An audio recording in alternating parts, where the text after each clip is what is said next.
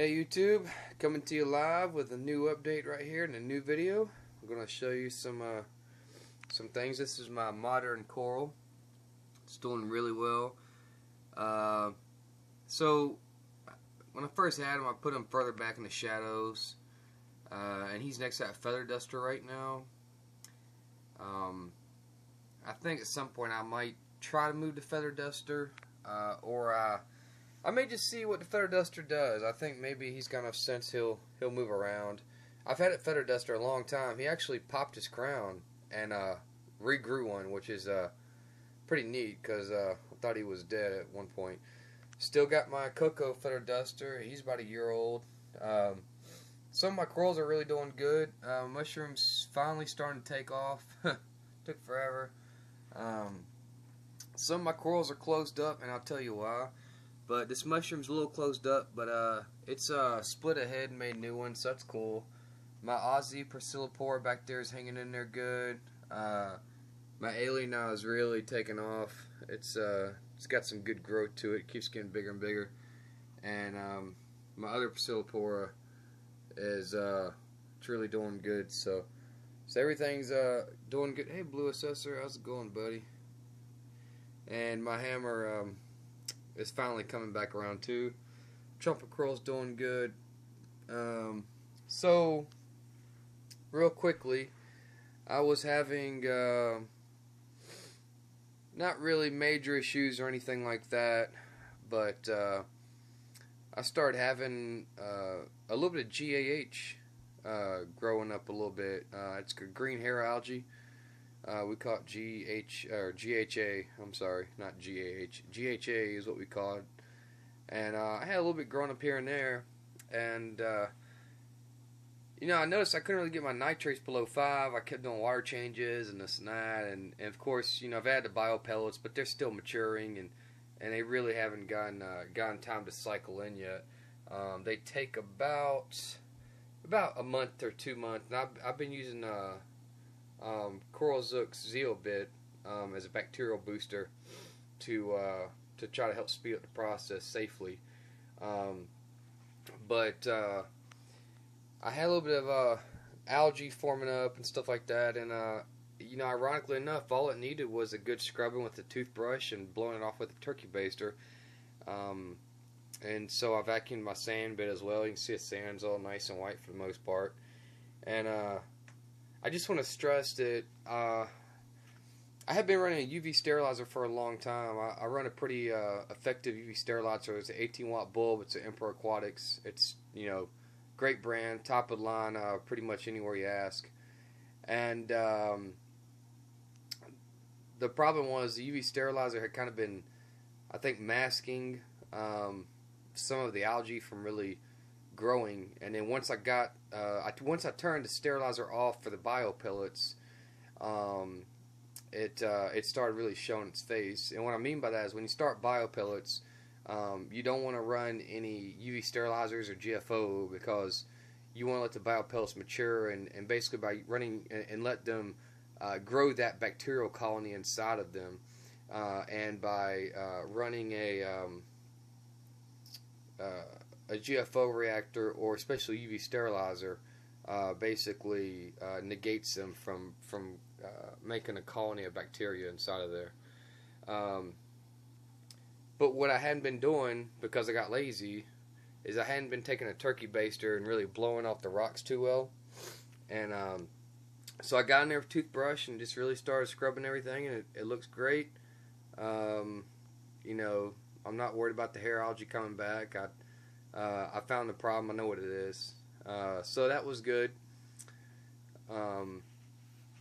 With the bio pellets too, before I get to bio pellets, I just want to tell you guys, just have good maintenance procedures and just, make sure you clean your sand bit every so often and things like that, and vacuum it out, and, keeping your rocks dusted off when you're doing your water changes. That's real important. But anyways, everything's doing good. And change your filter sock too. If you haven't done that in a while, and you clean all that crap, change your filter sock like, a couple hours later, and it will smell horrendous when you do it too. But anyways, I do have my bio pellet reactor going. I do want to talk about something that a lot of people don't talk about, those biopellet reactors. There's a guy on one of my YouTube channels called Clemento's Reefing, and he's been reefing forever and ever, and he got into biopellet reactors, and he, for some reason, decided to get rid of it, and that was a horrible decision in the aspect that he pulled it at one time. So he didn't slowly back down the biopellets, he just yanked it out, and he had a beautiful reef tank. He's got a YouTube channel, beautiful reef tank, and it completely crashed the system. I mean, just crashed it. You know, this guy is, you know, a really knowledgeable guy. I mean, he got his channel, like, he knows what he's doing.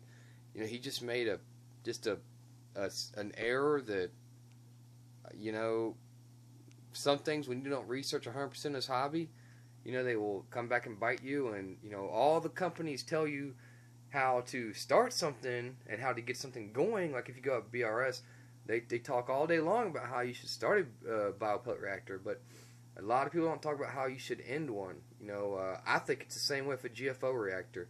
You know, you want to slowly back down that GFO. Don't just yank it all at one time. You know, everything in reefing is all about gradual changes, gradual raising and declines and stuff like that. It's not this instant thing.